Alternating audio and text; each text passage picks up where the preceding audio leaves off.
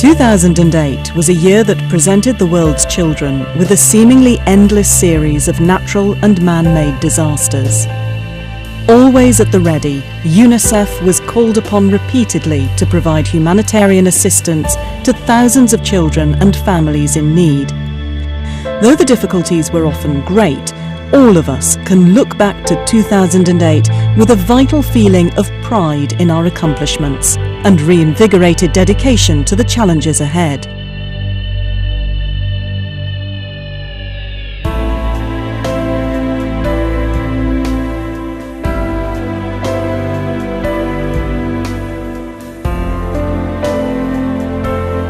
UNICEF's accomplishments in 2008 proved time and again that the combined effectiveness of governments, international organisations, the private sector and local communities are delivering results for children and progress towards the Millennium Development Goals.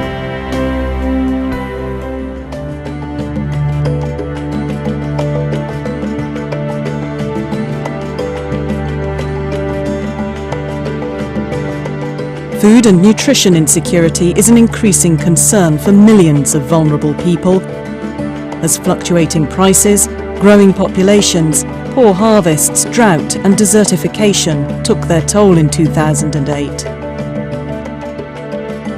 To address the situation, the Secretary-General, Ban Ki-moon, established a high-level task force in April, of which UNICEF is a member.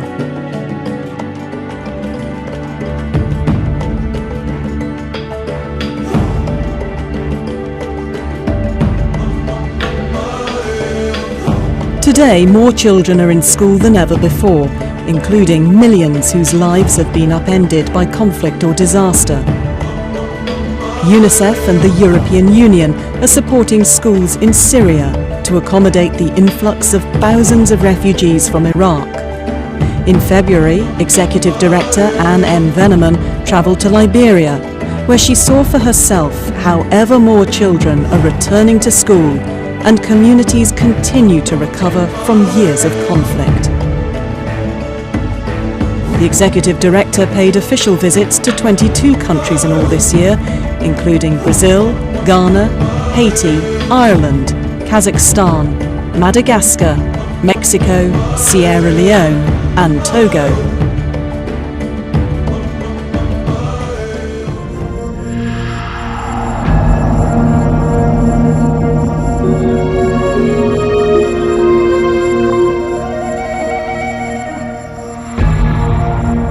In the DRC, survivors of sexual violence publicly spoke out, breaking their silence as part of V-Day and UNICEF's global campaign, Stop Raping Our Greatest Resource, Power to Women and Girls in DRC. Standing before government and UN officials, international delegates and V-Day founder Eve Ensler, women and girls told their stories of rape and its impact on their lives.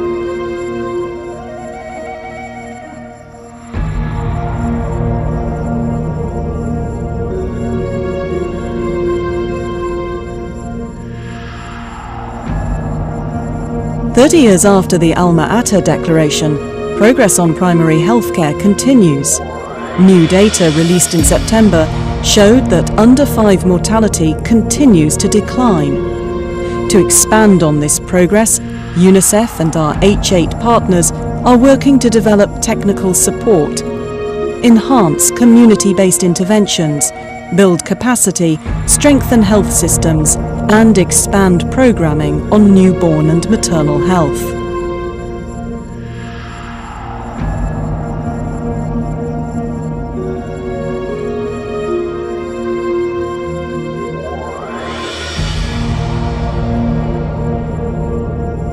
In April, the Countdown to 2015 report on maternal, newborn and child survival was released at the annual Interparliamentary Union Assembly in Cape Town.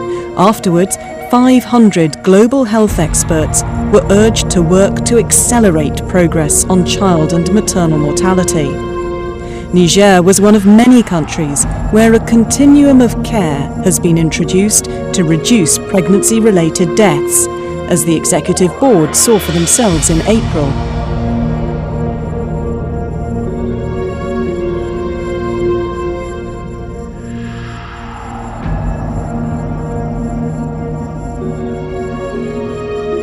In Nigeria, young people are leading the charge in the fight against HIV/AIDS, using knowledge as their weapon in classrooms and on the streets. And on the Zambezi, inflatable boats from the Rollback Malaria Partnership roared up the river, delivering cargoes of mosquito nets to some of the most remote settlements in the world.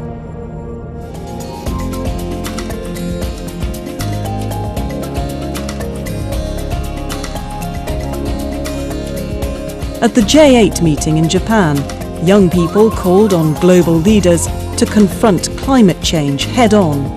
In October, the sale of climate-themed paintings by young people raised funds to benefit UNICEF's emergency programs through the UNEP Paint for the Planet initiative. And popular Australian children's entertainers, the Wiggles, donated a song to UNICEF to mark the first ever Global Hand Washing Day and encourage behaviour change.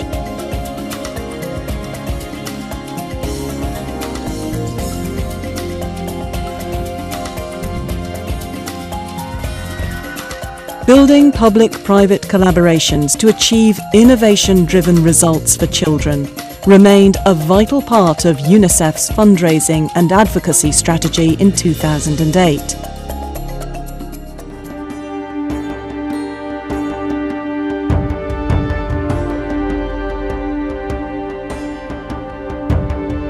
Providing emergency relief remained a UNICEF hallmark in 2008. UNICEF and its partners brought education and post-trauma care to children who survived the quake in China and conflict in Gaza. Rebuilt or rehabilitated dozens of schools damaged in flooding in Haiti and brought safe water and shelter to cyclone survivors in Myanmar.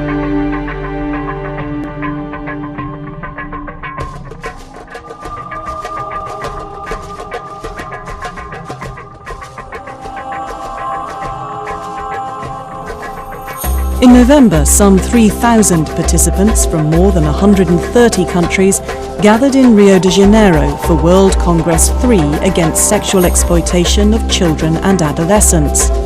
Whilst in Burundi, over 200 child soldiers were demobilized and reintegrated into schools and society. Legislative reform is one of the most overlooked vehicles for sustainable development. Over the last decade, UNICEF has played a leading role in encouraging legal reform to realise children's rights.